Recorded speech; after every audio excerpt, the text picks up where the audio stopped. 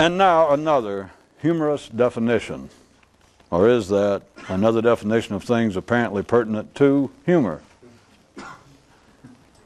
Satire. A gambit in the seeking of approval to compensate for one's lack of originality. Query. What is the difference between devotion to some already established ideas and criticism of same? Operationally, none. For in neither instance were you a creative force. As they looked up at the alleged hero they were about to crucify, one citizen said to his neighbor, "I am uncertain as to whether I should be in support of this action or condemning it." And his friend replied, "It's no matter to the likes of us. What is to be played out will be played out. Now let us go home." The core myth of one cult tells of the day a spaceship landed, and from it stepped a group of aliens who introduced themselves as the 5 blind boys of Alpha Beta. And as they reached out to shake their hand and welcome, the king of the earth said, "Ah, you sing gospel music." And the tallest of the 5 removed his shades and replied, "Don't mind if I do," and bit off the monarch's head. Which the cult members say just goes to prove.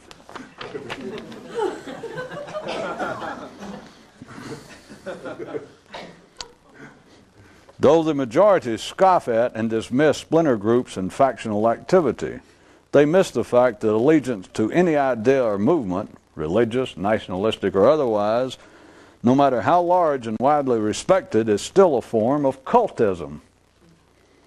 Among wolves, the difference between the acceptable honoring of a wise, heroic leader and the untoward devotion to some irrational mad dog is in the number of followers the woods provides for each. And so, too, is this scenario played out in the neural wiles of each man's mind. The mysterious strangers who so impressed the villagers left them with but this one message. To bacteria, there is no up, down, left, or right. In regard to the ever-increasing depth and complexity of the more educated and sophisticated, the more conscious are nothing if not shallow and transparent. The disability, or at least disinclination, of ordinary minds to see the obvious is what keeps them both running and ordinary. And life finally asked one guy, "Okay, what'll it be? Do you want to be sane or enlightened?" And the guy thought about it for a while, then asked, "Okay, which produces the most stress?" Is there a neural need for electric blankets? That's the title. Who with libraries need to think? And who with galleries need to paint? And who with fine minds quite equal to any need worry themselves about such as this? Another comforter for the chilly beds of common brains. A direct man's way to Istanbul. Investigate and talk about every other place on the planet but there, and there you are. Legend says there was once a mystery school hidden deep within an obscure, inaccessible mountain range, and that all who sought entry thereto and knowledge therefrom were thrown from its highest peak. It is not for reasons insignificant that lions, wolves, and ordinary men feel so deeply patriotic and territorially defensive. All in all, 'tis proper for most to stay where they are. The perception of persecution unclothed in another psychological reality. One man finally concluded, "If there is a conspiracy against me, then I'm heading it. And if I'm heading it, life put me up to it." Some dead people were talking, and one of them asked the others, "Do any of you ever feel guilty about not being alive?" After a considerable passage of time and a great deal of effort, one man was able to locate a real living mystic, and after lengthy and complex negotiations managed to arrange a meeting with him. And once presented to the wise one, the man asked this question: "Is it difficult to become enlightened without going crazy?" And the mystic replied, Yeah, I guess. Although it may not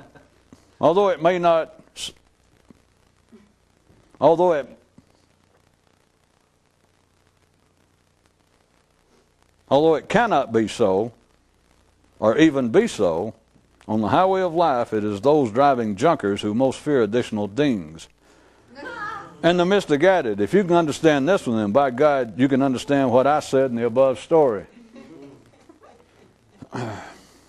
In another universe, on a planet populated entirely by words, two were talking, and the first one said, what do you suppose is the true purpose of men?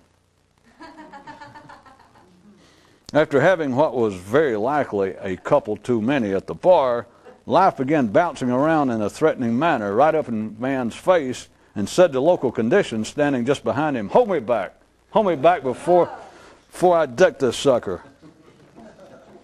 Having instantly lost the verbal battle the moment he replied to that first question asked of him in the garden, his response which caused man all that he possessed to that point, Adam had little choice but to concoct some story of a force outside himself whose nefarious chicanery was actually responsible for his fuck-up and downfall. Dear God, said the poet, in how many ways can thy blessed name be spelled? To which the Supreme One replied, how many ways can man spell excuses? Which was not the sort of response the scribe had expected. One day a couple of foxes were lazing about in the grass, and one of them said, you ever notice that you have one type of dream if you've eaten meat, and another type if you've been eating vegetation? Another fox turned and looked at him curiously and replied, what are you, trying to become a mystic? And the first one said, I was just wondering. And the second one added, next thing I know, you'll be questioning the whole nature of dreaming. And the first one said, I was just wondering. Why ordinary minds don't want to know the secret. The illusionarily sick don't want to get well. To them, it makes no sense. And even if it did, it doesn't strike them as possible. But another sane, acceptable, and perfectly logical explanation of why ordinary men do not have any interest in knowing what the secret is. And I'm sure this offers comfort and reassurance to all the sick that nothing of any extraordinary nature will be forcibly required of them. One man would habitually hold the top of his pen between his teeth as he would hurriedly attempt to get down in writing the output of his feverish thinking, and often, when finished, due to the continuing excitement of his mind and his press for time, instead of returning the instrument to the cap in his mouth, he'd stick it in his eye. A man once wondered, if life could laugh, would it laugh at man playing out his normal roles, or at him trying to figure things out? A man wrote the Wham-Bam Doctor and asked, are we balanced when our abilities equal our inabilities? And the doctor replied, I will be glad to answer that question, but first I want you to go ask an elephant why he can't tap dance or work crossword puzzles. There was once a land wherein the creatures most talented were those with the capacity and inclination to always feel that they were not sufficiently so. Just as how all travel stopped when the end is reached of a cul-de-sac, none will ever that far go who knowledge of the highway have. Thus continues, on problem days, scenes of intellectuals pondering the possibility that they are happiest who know least. A non-warming thought even to those desperately chilled.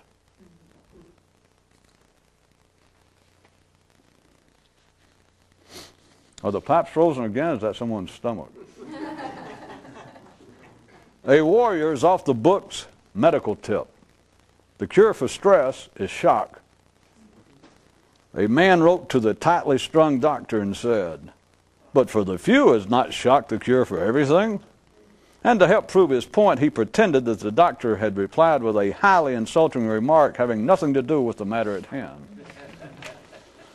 Links in the chain of specious conflict. Theorists dislike experimenters. Cartographers, explorers, and dreamers, those awake. This is how it's intended to be, This is how the routine parade keeps moving. Today's fairy tale. In the year 2000, on One World, was held a reunion of all the living and the dead who had discovered the secret. And the gathering was given the name, can you believe it? The end. There was once a world on which all the creatures were born purple, but as local conditions dictated that they should develop further, it caused all the healthy ones to believe they should be green. It is the simple who picture man's initial encounter with the gods to have been a negative one. A man asked a mystic, as regards the matter of a transcendental state of consciousness, why do your kind generally speak of it as a spiritual experience, which seems inherently and inescapable vague and imprecise, rather than in terms of a mental one, which would lend itself to more exact descriptions? And the mystic replied, I agree, but then I must ask you, what the hell's wrong with you people's hearing capacity? As he would bounce along from mountaintop to mountaintop, one guy would often sing to himself, the check's in the mail, my pecker's in my pocket, I can plug into life, my mind is the socket. And then one day it all snowed him under. And on the other side of the pool, a couple of gentlemen were comparing the amounts of insurance that they had realized from the destructions of their businesses. And the one with the least asked the one who'd gotten the most, but how do you start an avalanche? Is it better to believe that life is a harmless sport or a serious contest? Or could it even be preferable to just leave life the hell alone and don't believe that it's anything in particular? And one man's mind snootily replied, I'm sorry, I'm simply not built that way. There was once a world in which everyone believed that they knew what was going on. Well, not everyone. For there were a few who ultimately concluded that the accepted common view did not fully cover the reality of it all, and they began to privately scramble to fill in the missing parts. There was once a world in which everyone believed that they knew what was going on, and that's the way it's mostly supposed to be. Simple people feel the least stress, but also have and accomplish the least. While the more sophisticated have more, do more, but experience more stress. So it would seem the question is, what to do. But don't bother asking it of a giraffe, a drunk, or a mystic. Not if you're expecting a serious reply. The implements of the mental wars. Transcendental thinking eventually runs out of ammo. From his hidden, protected position, he came, presenting himself to himself with the declaration, I am ready to surrender and turn myself in. What more can an enlightened mind do? After having done a good deed for a genie, a certain man was offered his choice of rewards, either to be happy or to be rather dumb. And the man thought, that's a choice? The stress men feel in being alive is in their thinking about being alive. Within a land that has no boundaries, rebellion is but an illusion. Behind all secret, mystical lodges are two cemeteries in which their departed are buried. There's also a third one for those who won't stay dead.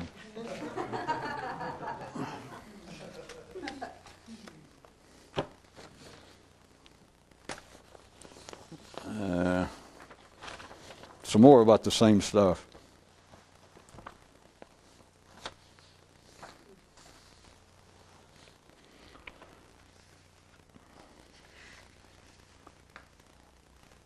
I slipped in 4 or 5 having to do with this general subject and only pulled out one.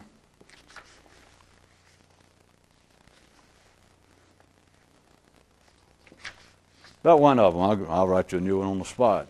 They're all pointing toward the same general area, that there was once a land on which all the creatures were born under 5 feet tall. And as life decided that they should develop further, all the sane, all the normal creatures developed the unshakable impression that they should be taller. The variation, the other one being of the good old Western creation myth. I described it as the verbal battle, but you could also see it as the intellectual.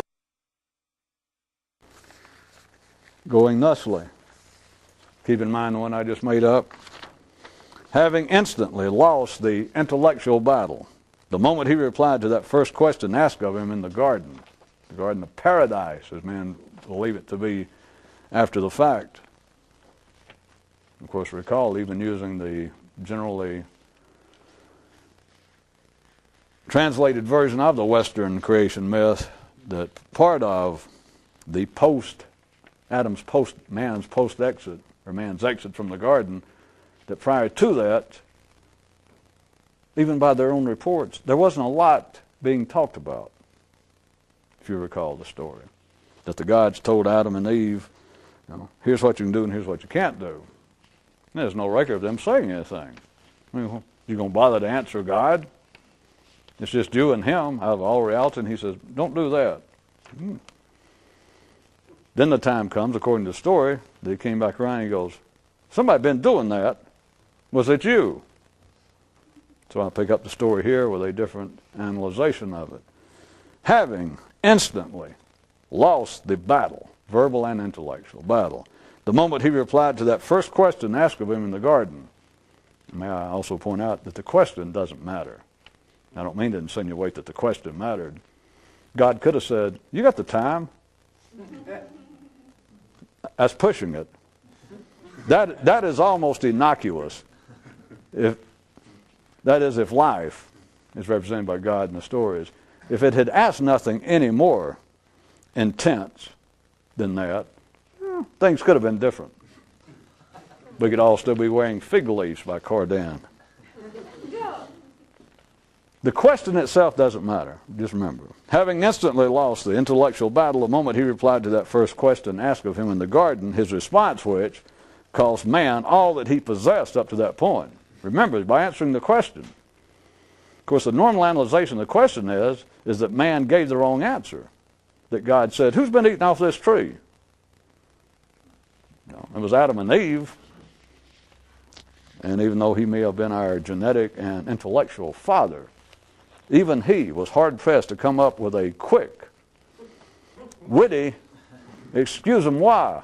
It was hard to explain out of the whole universe that it's just God and then Adam and Eve. And God says, who's been eating off that tree? Of course, you could say that he could have immediately pointed to her, which he ended up doing indirectly. It was her fault. Wait a minute, though. Don't lose your place. But the ordinary feeling is, the ordinary interpretation, and I'm assuming that you can extract any holdover from any religious influence from the world, and we're not talking about that there is any extra systemic moral or religious implications in this. It is simply a matter that it appears to be an intellectual matter. It's what I'm dragging it down to, or up to even start this off, is that this supreme force, this extra systemic force, simply ask man a question, who's been doing such and such? And that by all interpretations, both of the Christian, Judaic creation myth, the one I'm using, and a myriad of other ones, that man's downfall came about because the answer was incorrect. Because of the specific answer, that God says, who's been eating this? And I said, all right, I did it. And that is what got him out. That was our downfall. That's when all the shit started. That if Adam had another answer, if Adam could have said, there was this guy, he had on a beard and dark glasses, was here, and he just left. I saw him do it. I tried to catch him for you. Then if it had been something like that, and God said, you tell me the truth, he went, sure. He went, well, okay, but watch it.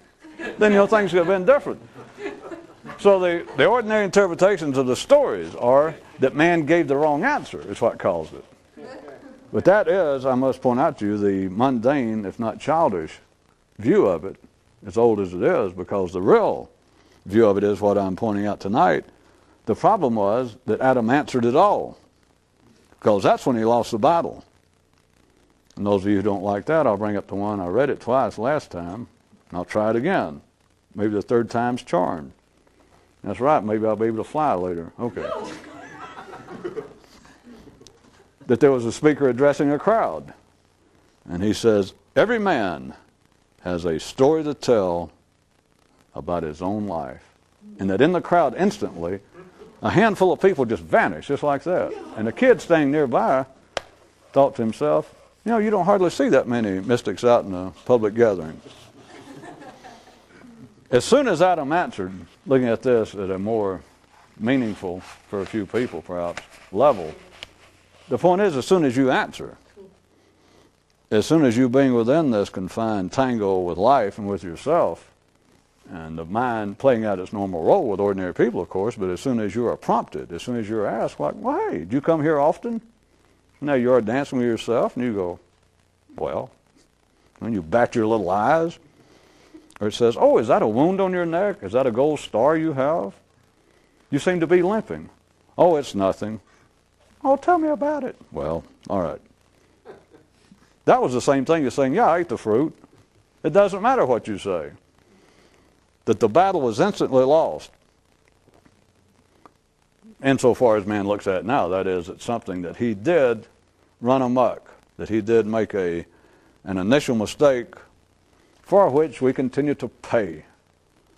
But he thinks it has to do, the general interpretation from the collective mind of man is that no one ever takes into account that the answer, the act of the answer, the act of the responding was the error, not the content of it.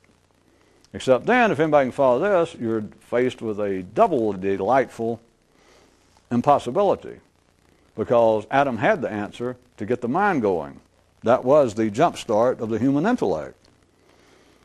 Which is why I say, though, now if you can go back and pick it up again, is why from one view, or from any view, we'd be in a different situation than my insinuation was, and many people dream of it abstractly, unknowingly, that if we could undo this, man would be uncursed, of course, if we could go back and undo what Adam did, and we would be in paradise. It seems that way to the ordinary mind looking backwards, but the paradise would not be what they expect. It would not be a place wherein all your favorite music and entertainers were there and all your favorite food served. You would be back to wearing fig leaves, scratching, mumbling, and living out of doors. There would be no electricity. We would be back in that position. So the fact is, for man to intellectually have progressed, and even technically, if that's of any importance to you, but to have progressed to the point that he is, indeed Adam had to respond. Because if I can complex it up even more so, when I say that the answer that Adam gave was of no consequence, the question that life asked was of no consequence. Which is why I say life could have said, hey, isn't your name Adam? They could have said, hey, where you get your hair cut? Life could have said anything. And had not Adam responded, it would simply be that you would have had inchoate, you'd have a nascent, you'd have a potential automobile sitting there in the Garden of Eden, but it would never be cranked up. No one would ever know whether it would run. It would just sit there. It may have had a battery that at one time was fully charged, fresh off the shelf. It may have had a starter and a fuel pump that, as far as anyone could look at and tell, was in perfect condition, but that thing would have never cranked up until life says, are you a Ford? Or, do you have a CD player? Or, are those steel belted or just regular? It had to say something. Then for the car to start, it had to reply. The literal byplay between supposed and all the creation stories of how man, and remember all the stories have to do with man, the thinking creature, not man, some beast. That man, the thinking creature, was not actually a fait accompli. He was not actually created until there was a verbal byplay, which is simply representing an intellectual dynamic between life and man.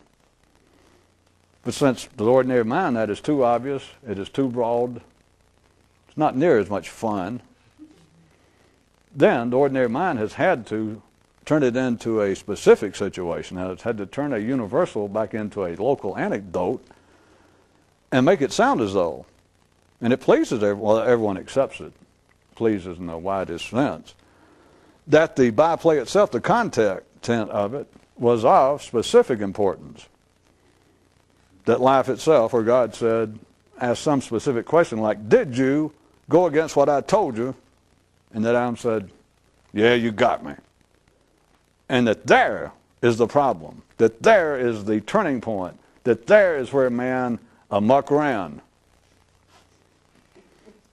That's for children. That's the same. It's not dissimilar to trying to scare a child to go to sleep at night, to tell them some story. That if you don't go to sleep, the stay up all night troll will come and pull your eyeballs out.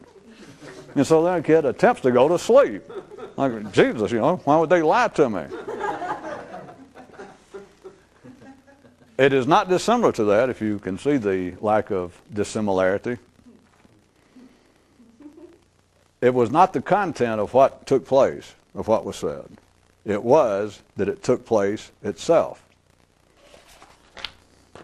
Having instantly lost a verbal battle, now you understand it is, of course, a metaphor, the moment he replied to that first question asked of him in the garden, his response which cost man all that he possessed to that point, Adam had little choice but to concoct some story of a force outside of himself whose nefarious chicanery was actually responsible for his fuck-up and downfall. Again, in a wide symbolic sense, because now it replaces, although it remains with humans to believe that there was the whole idea of there being an extra systemic God, some force outside the reality as man perceives it, that Adam had little choice. What else was he going to do? Asking in a semi-facetious and totally symbolic fashion, Adam had little choice but to concoct some story of a force outside him, whose chicanery was actually responsible for his downfall. Now, it's not normally seen again as that, and reminding anyone who's watching this for the first time, who's held on this long, 30 minutes? I must be dreaming again that somebody actually turned on the first time and lasted 30 minutes. This has nothing to do with religion whatsoever. I'm just using an example. I was going to get into political, but religion always offers the widest possible range because it covers everything. But at any rate, it has nothing to do with an attack on religion or ideas of God, and etc. But now take the way in which I presented it somewhat humorously, if you want to hear it that way, that after all this went on, the regular scenario was played out in Genesis and all the other various stories which bear that same resemblance all over the world and throughout all eras, that man did something, that there has been a downfall of man, that he in some way, under some conditions, offended God. But now, according to this version, that after this happened, let's just take the version that the way in which it's normally given, that God told Adam, here's what you can't do, and they came back around and seen the peelings down on the floor of the garden. He says, somebody's been eating the fruit, was it you? And I went, all right, you got me. And he said, all right, get out of here. I told you, I asked you one simple thing, and you couldn't even do that. Out of here with you, go get a job. Now you're going to suffer. Adam had little choice after this happened, but to make up a story, to concoct an idea of a force outside of himself. Read God. Who he blames, whose chicanery he blames for his downfall. Now that's not the way it seems to ordinary minds, because they say that of course God came first. That God created Adam in this whole scene and told him what to do, and then that man ran afoul, acted in contradiction to God's instructions, and therefore God put a curse on him. Work.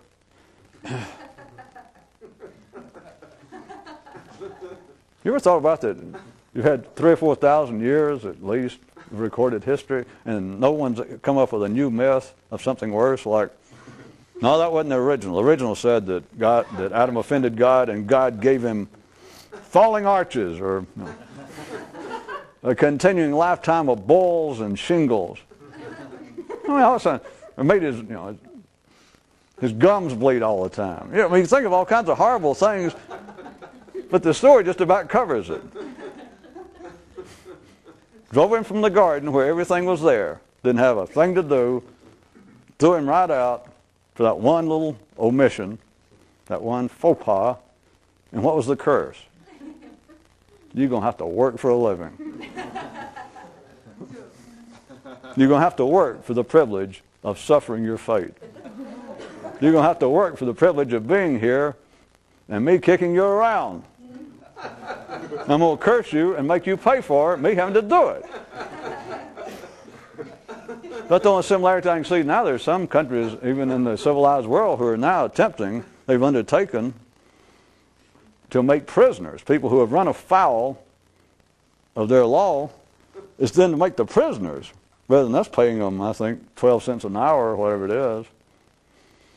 They're making the prisoners now pay for their meals, their bedding, washing their sheets, making them pay for the privilege of being punished. Back to where we were. That after this happened, what choice did Adam have but to concoct this story of a God? Now remember, this is the other way, the ordinary interpretation or telling is that God created Adam and it all flowed from there. I'm putting it to you another way. That there's Adam. Don't ask me where he came from. All right, Ohio. So there was Adam. Well, you insisted. Well, his parents were originally from Norway. And his grandparents out in Minnesota, but then he was actually born in Ohio. His father moved down to work in the Goodyear plant. But at any rate, let's start off. Here's Adam in the same scene. Lived in paradise. Everything was flowing well, going great. And next thing you know, it's no longer paradise. He's out in the cold.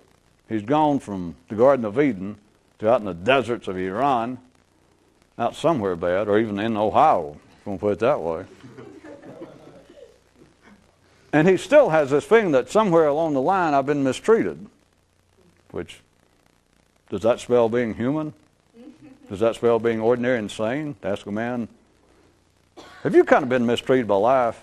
Oh, you got a few minutes? Can I talk to you? I mean, that's one way the ordinary people tell with each other they're sane. That, you're okay. A handshake helps to say you don't have a weapon.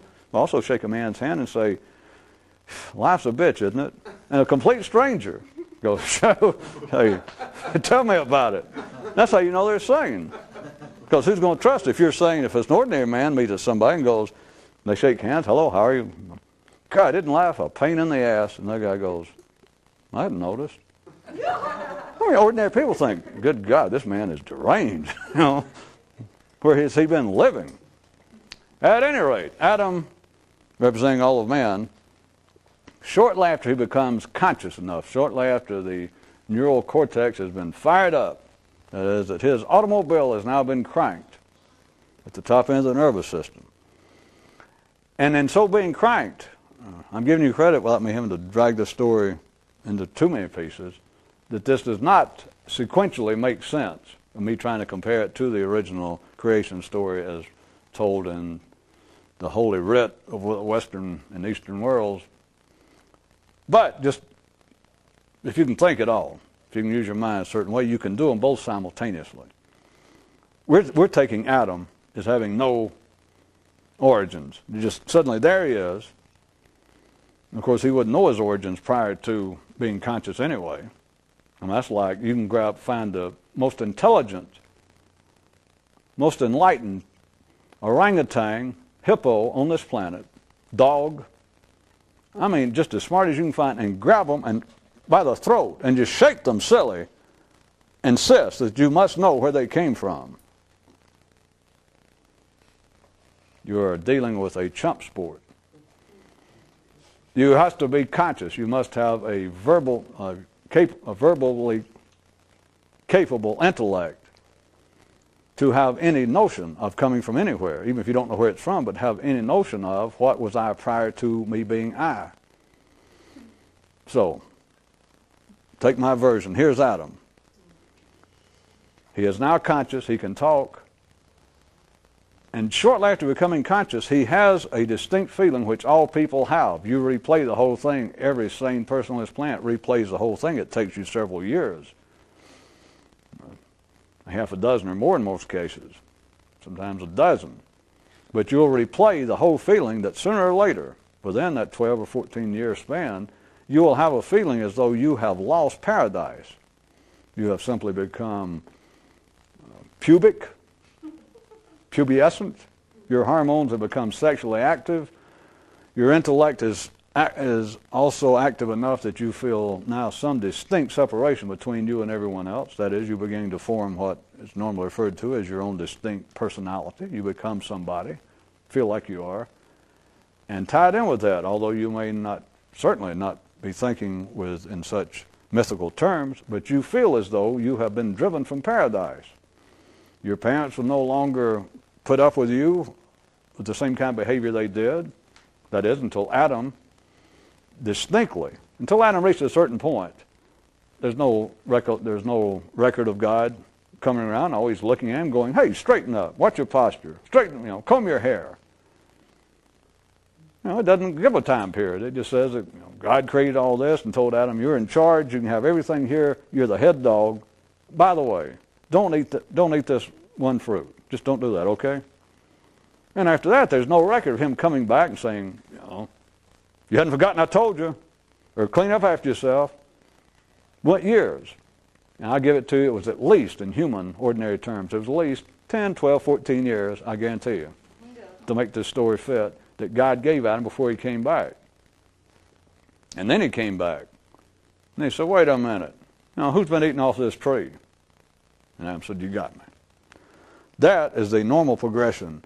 The normal so-called psychological evolution of humans is, after the age, just generally 10, 12, 14 years old, you do have a feeling, albeit non-verbally specified in this way, but a feeling as though you have been thrown out of paradise.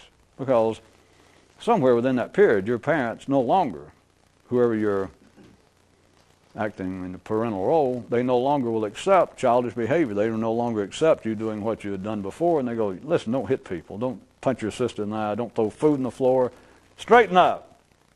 Straighten up your posture and straighten up your room. And don't eat before meals."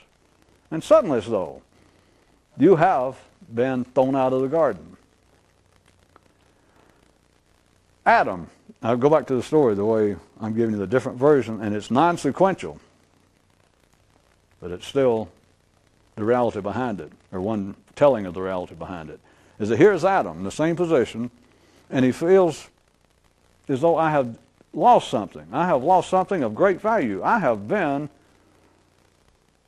dethroned. I have been degardened. I have been deparadised. Something's happened in a negative way. And he does not know what. Because before you're conscious, you cannot be, even now you can't be conscious of what you were before you were conscious. Was my flimsy attempt of saying you could try and strangle the world's most intelligent giraffe. And say, "Tell me one thing, damn it. Where did you come from?" You cannot be conscious of that happened before you were conscious. So here you have Adam, and are all humans now, past a certain age. And there is a distinct feeling. No one even questions the feeling. It is as real as breathing. It is a part of man's so-called psychology. That he is now in a lesser position. He is in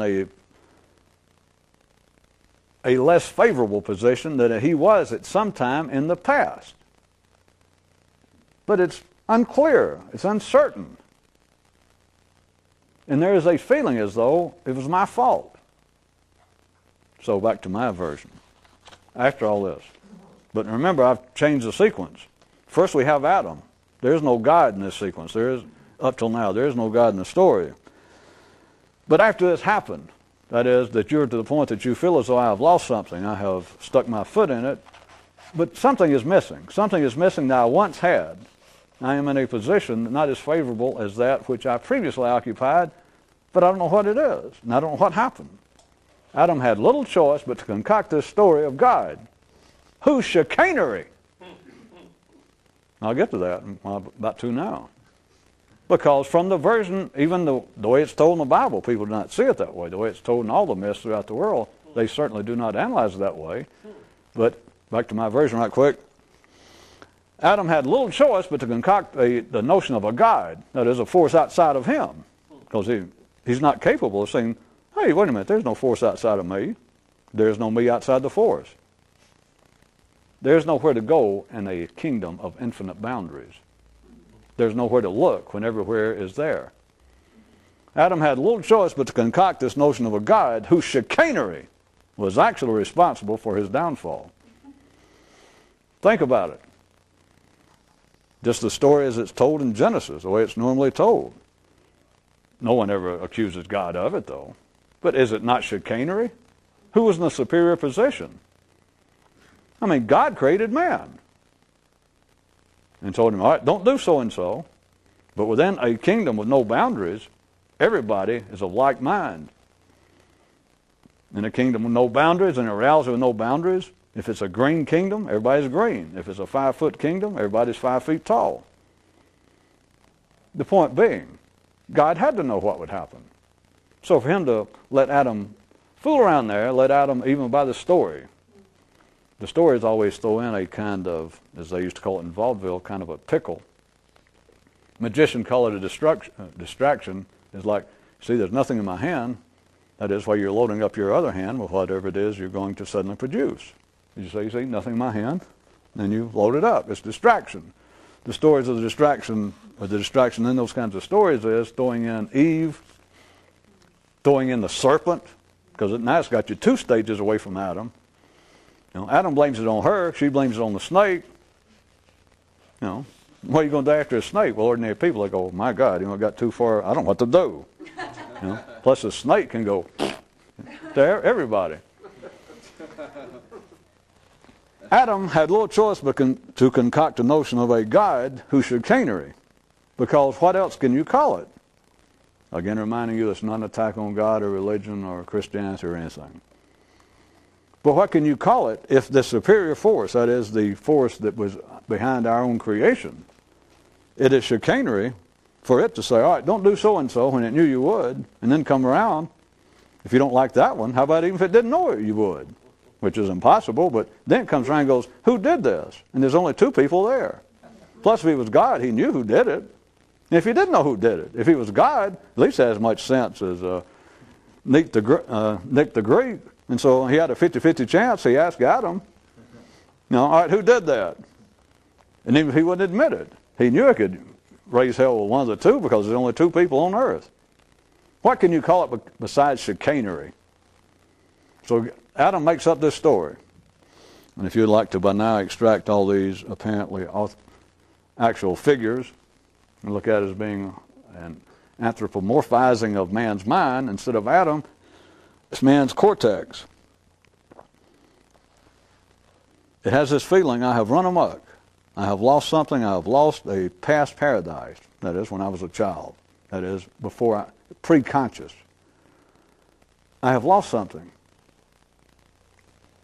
And for reasons I'm not even going to start into tonight, I've talked about hit or miss for a while now, men take it personally. They feel some sort of personal responsibility, normally, at least on the verges, the outskirts of outright guilt and self-loathing of some kind that, it's my fault. What choice, what little choice did Adam have but to come up with this story? Again, forget Adam now and think about your own, man's own intellect. Adam simply representing everyone's highest point in their nervous system at the ordinary level of development. And here it is, feeling as though I have already run amok. I'm just barely alive. I'm only 14 years old. I'm only 8,000 years old. And it makes up this story. I say make up this story in heavy quotation marks. It just goes along with it. But it's the feeling as, oh, wait a minute. I don't know. I don't remember doing it, which is the equivalent of I couldn't have done it. Well, it'd be like your parents or somebody or a person older than you saying, do you remember when you were 6 months old? And you go, well, no. No, well, let me tell you something. When you were 6 months old, you tried to stab your little brother in the head with a kitchen knife. What good does that do you? You could strain forever. And they could say, try to remember, because it'd be good for you. It's going to give you a psychological trauma. If you don't come to grips with it now, you'll end up in analysis all your life. And you go, all right. You go, think about it. You go, all right. You'll never think about it. It's impossible. If you did something, or even somebody tells you did something before you were conscious, before you were intellectually conscious, before you were verbal, it might as well not exist. You can't say yes or no. So, Adam, man's cortex, man's consciousness, has this feeling, I have lost something. Which I'll ask you again the question, how can progress be both progress and not progress? Man is now better off than he was before he was conscious, in the same way that a 12-year-old child is better able to cope with life than a 6-month-old child. And it's not just physical, it's consciousness. That is what has made man where he is on this planet. It is the intellect, not his physical wherewithal. So there's no doubt that man is better off now that he's conscious. There's no doubt that Adam was better off once he spoke. And yet, as soon as he spoke, just almost immediately, he knew that something was wrong. Which is another way of saying he went from the silent garden of paradise, where everything was quiet, everything was peaceful, no stress, no effort, no job, nothing demanded of him. And suddenly, he's outside the garden. I mean, there he was in paradise, and the next moment, he's like out on the streets of Detroit. You know, what the hell is this? And he just knows. He cannot remember paradise specifically. That is, assuming that the actual, you got to now, we're having to play with the three-dimensional world, but you have to assume that he only spoke when he was actually coming right out of the garden, right out the gate. And so there he is staying outside the gate. And he just knows something's wrong, that I've lost something. So from one version, from one way you look at it, is yeah, he did. Except he's better off. And yet staying there better off and now being conscious, he still has this thing that behind me somewhere. And he can't turn around and look at it. Because it's not physically there, it's mentally there. But right behind him is the Garden of Eden. It's right against his back. And he's standing there feeling like something is wrong. And he looks around at the earth as it is, as most men find it. Kind of a place of stress, competition. Many people, of course, find it a complete bad scene. But at any rate, it's not paradise to most ordinary view. Well, to all ordinary views. Another proof of sanity. If you ask a man, is life just an absolute paradise? And if anybody says yes, you immediately assume they're crazy. So there Adam stands. There man's intellect stands, and right behind it is the Garden of Eden, which they can't see, which you could also look at as man's hindbrain. The lower areas of the system, the limbic part of the human nervous system. The subcortical level is the Garden of Paradise. And there he stands, and the cortex cannot actually look back there, but it knows it's there. It's what am I doing here? And it knows it's just this feeling that like there's something, I left something. I dropped a prize, which then of course leads to the idea of the Holy Grail and all that, but the physical, that I have been driven from paradise somewhere, and man looks and you're not sure what happened, but it's just this distinct feeling, and it's not man's imagination. Man did not simply concoct all these stories out of thin air.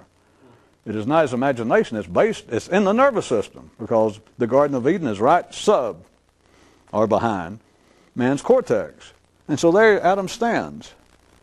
And what else could he do? I ask rhetorically, but to concoct this story. He feels as though I am somewhere of a less favorable place than I once was. I don't know what the place was. It feels like it's my responsibility that I'm here. If it is, I don't know what I did to deserve it. And he concocts this story throughout the world of a God, of a force outside of himself, which is simply a force somewhere outside where his cortex is. That this force, God, which covers everything, because God is just that which is overwhelming. God is that which I don't know what it is. I can't explain it. God is everything. So man comes up with this story, the cortex, that there was a God whose trickery got me here. That is an absolute masterstroke. Even for people who normally think they're critics of religion. that bypass it. There is nothing comparable in the history of man to coming up with the idea of God. Those of you that seem to get some of it, a poet said, "Dear God, in how many ways can thy blessed name be spelled?" And God said, "How many ways can you spell excuses?" Which was the hard version. I started to have the big one say, how many ways can man spell explanations? But excuses actually covers it. And I do not mean that in an outright pejorative term, because men think of them oftentimes as being explanations, but they're not in the sense that they're conclusive or satisfactory, and so therefore they're actually excuses. But here's Adam. Here's man's cortical intellect, the cortical part of his brain. It's not theory, physical. The feeling that something has happened, I've lost something, I'm almost a stranger here, I'm not sure where I am, and I feel as though it feels like my fault. Because you can look at it as, who else is here? I mean, if you want, I said I wasn't going to get into it, but if you would like to see any idea of where man's guilt for being alive comes from, is that there Adam stands with the gate to paradise right behind him, that is right subcortical in his nervous system, and all he can do now is look forward, look out, and he thinks, I've lost something back here. I have lost something that was of a superior nature. And if I've lost it, whose fault is it? And he looks around, and there's nobody there but him. When you look around inside your own cranium, there is nobody in there but you. And you look around, and he concocts this idea. Somebody else made me do it. Of course, it had to be somebody of a superior force. But then he also accuses the superior force of trickery. That it was his doing, this other force's doing, that made me where I am now. That is why I would prefer to call it an excuse rather than an explanation, because although many people say, well, that does explain it, that is, those who are fundamentally, claim to be deeply and fundamentally religious, they'll say, well, that explains it. And they'll swear that it does. That, well, yes, it says right here in the Quran or Buddha's writings or in the Old Testament, it says it by God and I believe it. And it doesn't explain anything to them. It's an excuse. And again, I'm not attacking, and I don't have time tonight. I'm using excuse in a broader sense. That is, it is not truly an explanation because it does not satisfy. There is no story that the mind can concoct within a kingdom of no boundaries that says, I'm a prisoner here, I'm a captive. Again, played out in the kinds of myths, to use still the Bible, one for me to most of you, of a Moses, of somebody going from a land of captivity into a land of freedom. Was that the end of it? Not hardly. We are here, we have now regained something approaching paradise, the land of Canaan, the land of promise, the land of freedom, the land of milk and honey. It will rain down food on us, and it's like we have reneged or reversed the curse of Adam, that we have regained paradise. Was that the end of the story? Hell no, that was just a few pages past Adam being thrown out. Then you've got, I don't know how many more pages in the so-called Western Holy Scripture that did they regain paradise? Everybody went, yay, Moses got us here. That is, man's thinking, after he realized I am off by myself somewhere and lost something, and then very shortly after that, he begins to feel as though I am captive. Here I stand on this desert, here I stand on this place that is less than satisfactory, although I got nothing to compare it with. It's just this nagging feeling that I have left something of a superior position. And there he stands at the desert of Detroit, anywhere outside the silent post-cortical era in his own brain, and he looks out, and very shortly it's played out again. Just past the creation story in the Old Testament, within pages or very shortly, ends up with the story of Moses and the people being in captivity. Again, look at, is man's mind feels as though not only am I somewhere that seems to be less, although I can't describe it, but seems to be less than what was a more favorable position, which if it's less, it's got to be, so all right. Then the thing is, well, I'm captive. What am I doing here? Why don't I leave? And then it's always this thing, well, wait a minute, somebody's holding me. There's a conspiracy. Or it's just generally a feeling that comes out not only religiously, but with the ordinary people, politically, economically, that yes, I'm captive. I would be more conscious, whether they use that or not. I'd be a better person. I'd be a happier person. I'd be a more intelligent person were it not for the oppressive foot of capitalists, of the rich, of those in power, of my grandmother, of my mother-in-law, of people bigger than me. And I'm just taking it down to a crude, and I figured somebody here would snigger, but out in real life people don't snigger. That there is a feeling that I am being held captive. Of course, you can't ask a person in any objective way, well, like exactly what's holding you back? No. Exactly what is it? Because they can point it out. And there's no way to say, of course, if you knew anything, you wouldn't be arguing with them or talking. But if you say, you believe that if you were richer, if you believe that if you had less political pressure on you, that you would be, truly, internally, you would be more conscious. It might take you a couple of questions to make them say conscious. They'd probably say happier and better. But the point is, it can never be proven or disproven. Because people never, at the ordinary level, ordinary minds never feel free. Never. I mean, here we are in Sweden, probably the freest political country in the world, one of the highest per capita incomes in the world. And ask yourself, all of you look like good, honest, decent, hardworking Swedes to me. Most of you, what with free education, most of you are college graduates. Does your mind feel free? We don't have time to go into it, plus it's too cold. And the answer is no. If you're a sane, ordinary person, and I say, all right, do you feel, just truthfully, do you feel free? And everybody goes, well, no. And that's it. Nobody ever pays any attention. And so it cannot be disproven. Therefore, it's like I threw in at the end of the night that in a land with no boundaries, rebellion remains an illusion. If you can turn that inside out, it's the same way of the mind not being able to free itself from its own boundaries, and it says, well, I'm being held captive. And you go, by whom? And it points out somewhere. In the same way that Adam stood there in front of his cognitive areas of his brain, and he looks out. He says, what am I doing here? He doesn't know, and he feels like, well, somebody put me here. It's not my fault. In the same way, you ask people, or they ask themselves. They sit around. You don't have to actually ask them, but they feel that internally I'm being held back. I cannot be me. I can't express myself. I cannot come to full artistic and expressive fruition. And you say, well, why? And they go, well, I'm being held back. And you go, well, why? And there's no doubt it's not an attack on people. They got no choice at the ordinary level. You go, well, and you point to somebody. It could be something mundane and close up, like you say, well, I married too soon. My wife and all these children hold me back. Or whatever it is, the system holds me back. My family was poor when I started. I do not have an economic advantage. The political climate in our locale is such.